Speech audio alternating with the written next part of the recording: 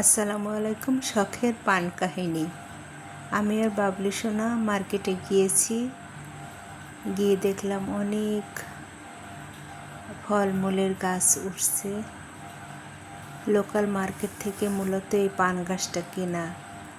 আমরা এতই বোকা ছিলাম যে পান গাছও চিনি না আর চুইঝাল গাছও চিনি না।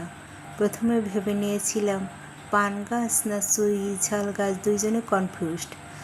পরে আস্তে আস্তে বড় হতে লাগলো। পরে আম্মু সোনামণি বলল, না এটা তো পান গাছ। তারপর ভাবলাম যাই হোক, পান হোক আর চুইঝাল হোক, যা আল্লাহ দিছে তাতেই আমরা খুশি। পরে ছোট্ট একটা পান গাছ ছিল, আমার মনে হচ্ছে বাবু 50 কি 100 টাকায় কিনে নিয়েছিল। একটা গাছই উঠছিল। খুশিতে আমরা বাসায় নিয়ে এসে আমার বাবলু সোনা লাগিয়েছে। আহা, লাগানোর পর এত বংশ বিস্তার শুরু করছে, আমার বাবলু একদম দিশেহারা হয়ে গেছে। পরে আমার বাবলু সোনা হ্যাঙ্গিং করে দিয়েছে, বিভিন্ন জায়গায় লাগিয়েছে। এটা মূলত বড় একটা জিও ব্যাগে লাগিয়েছেন। মূলত এটা আখ ক্ষেত বানিয়েছিল আমার বাবলু সোনা, ফিলিপাইনি আখ।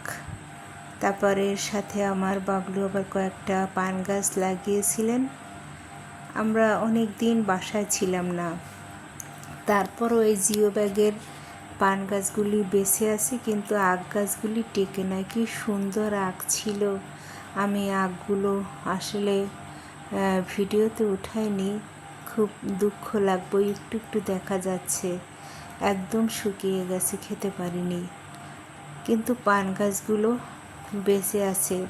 পান কে খাবে? আমাদের বাসায় কেউ পান খায় না। যদিও কখনো মাছ মাংস খাওয়া হয়, একটু খারাপ লাগে, তখন একটু পান খাই।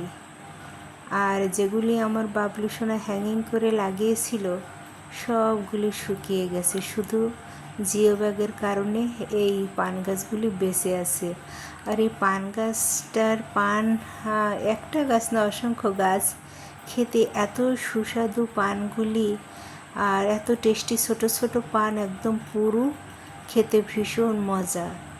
যারা যারা পান খান তাদের তো অবশ্যই লোভ লাগতে পারে, কিন্তু আমরা তো পান খাই না, তাই একটু লোভ কম। তাও আবার মাঝে মাঝে খাই, যখন জার্নি করি, বমি লাগে, তখন পান খেলে একদম মহা ঔষধের মতো কাজ করে। পান খেলে সত্যি সত্যি বমি আসা বন্ধ হয়ে যায়। আমার তো ভীষণ ভীষণ ভালো লাগে। আর যারা পানখোর আছেন তারা কিন্তু জানাতে পারেন, তাদের পান পাঠিয়ে দেব। ভালো থাকবেন।